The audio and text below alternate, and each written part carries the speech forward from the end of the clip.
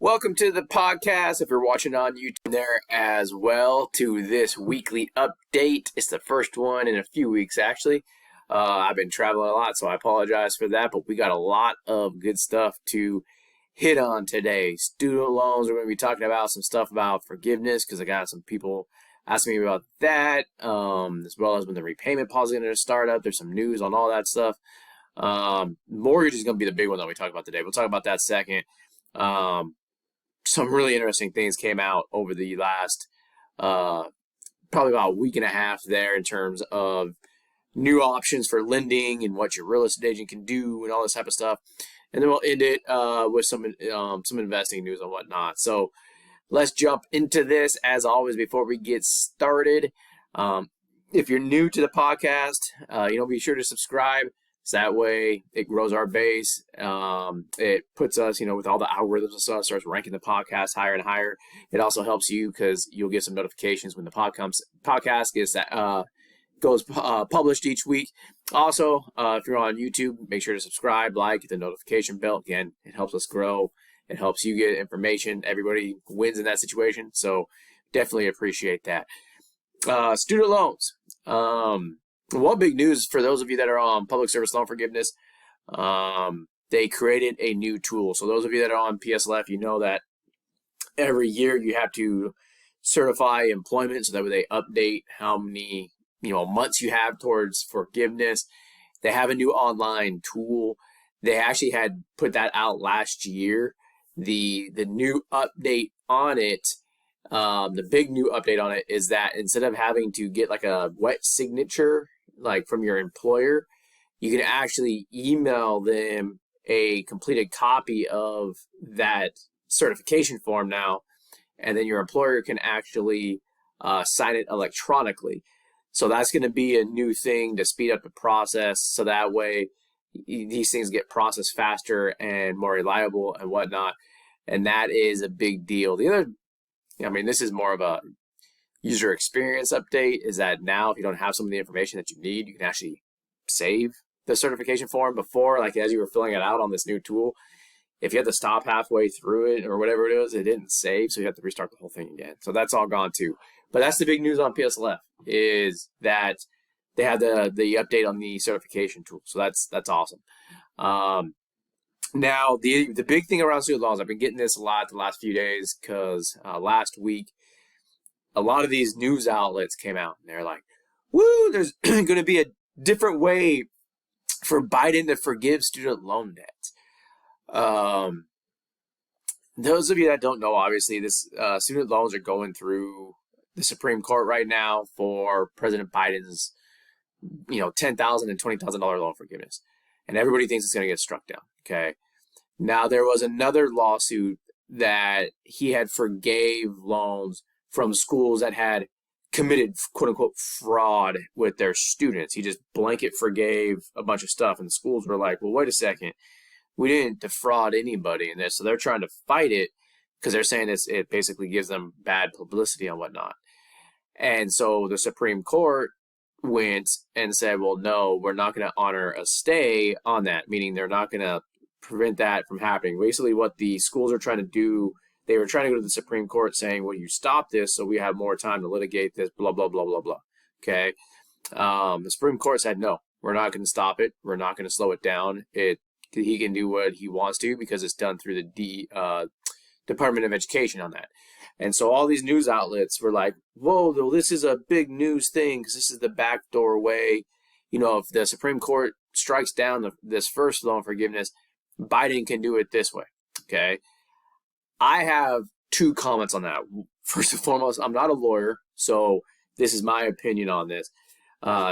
Secondly, I'll tell you why I don't think that's the case. And secondly, I'm going to show you from a non-legal standpoint why I don't think that it's going to happen.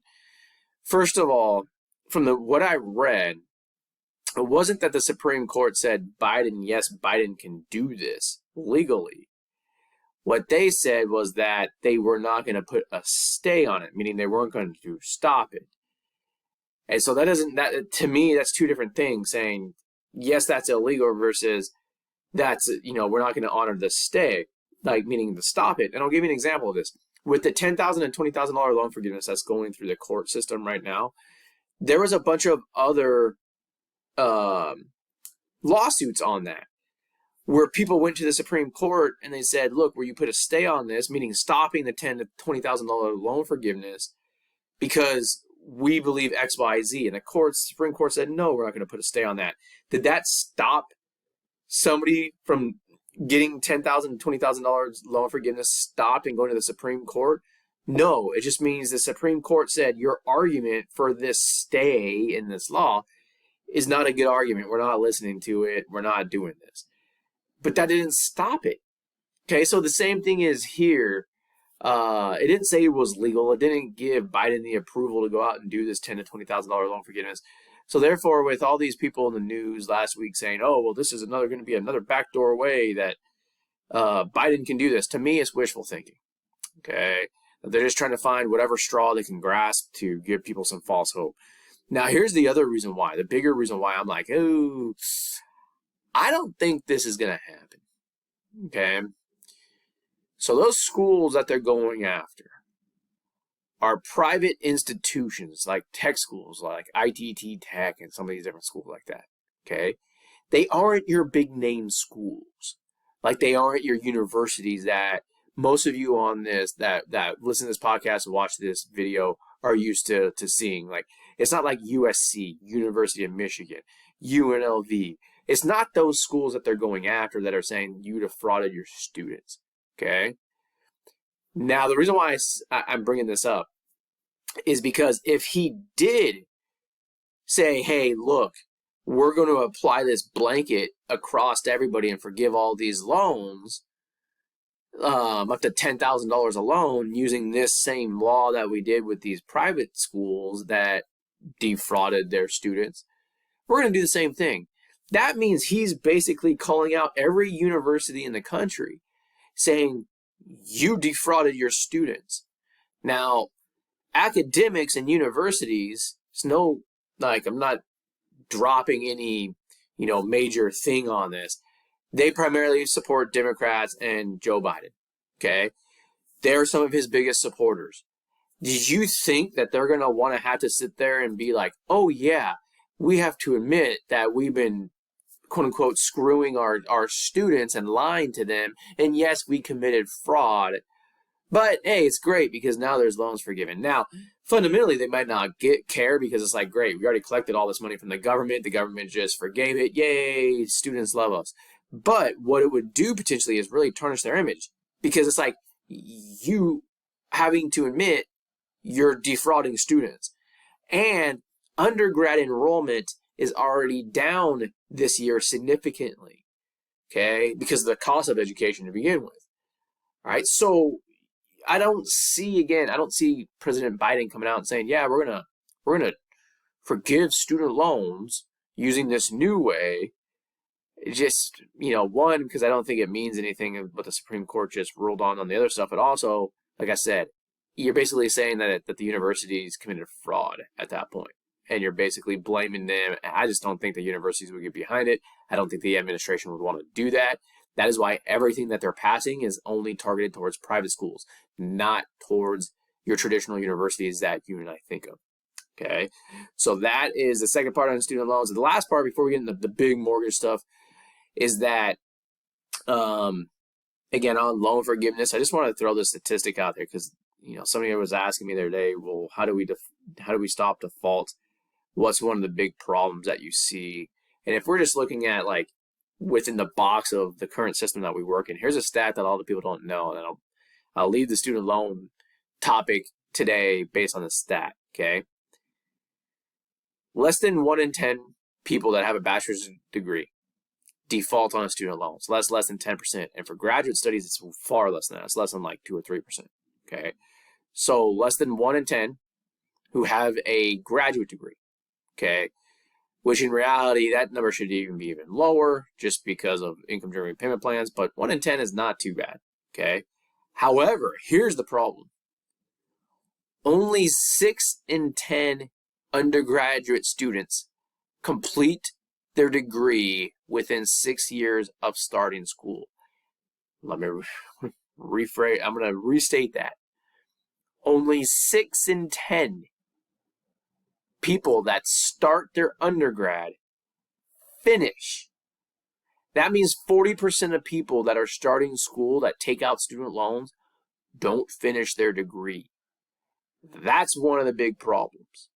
And I don't have the answer to this because, I mean, that's like a whole podcast and video by itself, just to describe the problem there of why people don't finish and what we could do there.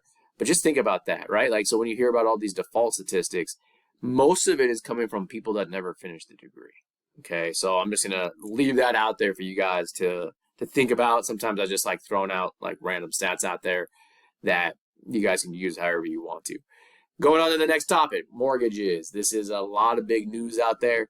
We're in April buying season. A lot of you listening to this, you're like the prime real estate buyer. I'm going to go through some stuff right now, going all the way back, like some of the new stuff they're rolling out, the good and bad with it, but also, you know, how this, it's like history just repeats itself, how this, you know, gives me shades of 2008 all over again. I'll explain further. First and foremost, the FHA. If you don't know what the FHA is for first-time home buyers loans, is who they basically govern that. FHA loan is 3.5% down payment on loans. They're 30-year traditional loans and all that type of stuff. Basically, they came out with that loan so that way it would be easier for them to buy houses. What was one of the big repercussions of them coming out with an FHA 3.5% first-time home buyers loan? Well, it pushed housing prices up because now people could buy. So more demand, same supply, housing prices go up. Why are our houses are unaffordable? Well, that's one reason why. Okay, not arguing for or against it, but the news that they came out with, instead of a 30-year mortgage, they just approved a 40-year mortgage. Basically, and you'll see this general trend in what we're talking about, they're basically saying homes are not affordable. We need to do anything. They're desperate to make homes affordable. Why? Primarily because it's government stuff, right? So FHA is part of a government agency. Government and politicians put a lot of stress on home buying because it is one of the ways that people build wealth in this country. And so it makes people feel like they're generating wealth and that they have wealth and that they're happy. They don't think anything's going wrong with the economy. And as long as that's the case, then politicians win because they can stand on that and say, look what we're doing for everybody. Okay, so that's just like a cycle of how I look at this stuff. But the reason why, again, this is good in my opinion, and the bad, I'll give you both. It's good because stuff is unaffordable, including rent. Like rent's not affordable either, right? So if you're going to be renting or buying a house and the 40 years basically the same monthly payment as rent, why would you not use the 40-year and at least own it? Like that's always my opinion. So that's a good thing from an individual wealth standpoint. Why is it bad? First of all, 40-year mortgage is a really long time. So if you're using a 40-year mortgage, I'm basically saying you probably can't afford it, but what's your option? Okay, again, we see a lot of this stuff because of some of our new AI technology that tells you how much home you can afford. So I've been seeing a lot of this lately. Like, people don't realize how little they can actually afford based on their circumstances. But then it's like, well, maybe you should still buy though because your rent's so damn high. All right, so there's that push and pull. Why is this bad? It's for one of the reasons I already stated. In the long run, it's just going to make housing even less affordable because eventually the markets are going to adjust. Again, you're putting out more, you're increasing demand, making a house more affordable today. The repercussion is in the long run, you're not going to be able to afford it. Now, why do some of these things keep happening? I'm going to put that on the back burner until I keep going through some of these other things with you today, because you're going to understand more about that in a minute. Like, why do these things keep happening? Okay. Again, it has to do with politics and government and all that type of stuff. But before we get there, here's a reality on mortgage. Okay. CNBC just did a poll. 71% of would-be home buyers, basically between the ages, I can't remember the exact age, I think it was between the ages of 22 and 40, said that they will not accept, we just won't accept a mortgage below 5.5%. And that's what we do. Like, they're like, you know, like on a, like they're out there saying, hey, look, like, we're going to boycott home buying unless we can get interest rates below 5.5%. Or here's another statistic. Like I said, I like throwing out their statistics. Since 1971, the average mortgage rate is 7.75%. So we are still way below the average of what it normally is. It's just that people that are between the ages of 20 and 35, 40 are not used to those rates. Why is it so important? Why is this bringing this up? I'm not sitting there saying, because I get emails all the time from people like, or comments about like, oh, you're picking on young people, blah, blah, blah. It's like, I fit in that age demographic. So I'm right there with you. So I'm picking on myself, right? No, right? So why am I bringing this up? First of all, your expectation. You can't just start, we think, especially the younger generation, that if we just yell loud enough, it's going to happen.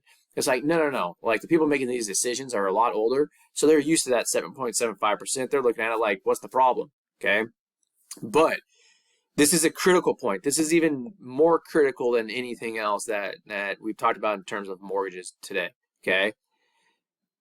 You have to understand why we got here. Back in like 2008, actually back in in the early 2000s, they tried to stimulate the housing market, try to stimulate just the markets in general. So they dropped interest rates really, really low. And that's one of the major factors that led to the 2008 housing crisis. And I said back then, this is an opportunity. Because even back in 2008, housing prices were way too high. I said, this is an opportunity to just flush the system. Yes, some people will be in default. And some people that are older will lose their wealth because the home prices went down. But it will make it a more healthy market. So that way you don't have to do all these gimmick things like 40-year mortgage payments, or the next gimmick that I'm going to talk about what Fannie Mae is now allowing real estate agents to do. You don't have to come up with these gimmicks anymore because it will be more affordable. But I said back in 2008 that they're not going to do that. Why? Especially in 2008. That was an election year. The government's not going to do that. Okay? And what they do? Well, they dropped interest rates at 0% basically for 12 years, 14 years, something like that. And guess what happened? Guess where we're at? We're in one of the most unaffordable markets in the history of the United States right now. It's completely unaffordable to buy a house. Okay? Well, a lot of that's because of these low interest rates. And again, if interest rates drop again, and to what the survey respondents said, that they would never accept anything below 5.5%. Well, guess what? Housing it might become affordable again if it drops back down to like 3%. But in the long run, it's still going to be unaffordable because it's going to blow up even more. Okay, so the Fed is having to sit there and really say, well, are we trying to create a healthy, sustainable economy, or are we just trying to go through these massive peaks and these massive crashes over and over again? Because that's what's going to end up happening if they drop the rates all over again. Okay, again, I'm just giving you guys some of this information because I just saw some of these articles over the last week and a half. And so it's like, I know a lot of you, or most of you, actually almost all of you, are going to be in that age demographic too. So it's like, this is what your expectations should be. Let's set those right expectations, but be careful for what you wish for, okay? Because inflation and all that stuff can get really, really screwed because of all this stuff, okay? Now, a couple other things that came out also. To me, this is a desperation move. Again, housing is unaffordable. So Fannie Mae, which is another government agency or government-sponsored enterprise, what they call it, basically as part of the government, that gives out mortgages, similar to the FHA stuff that we talked about earlier, okay?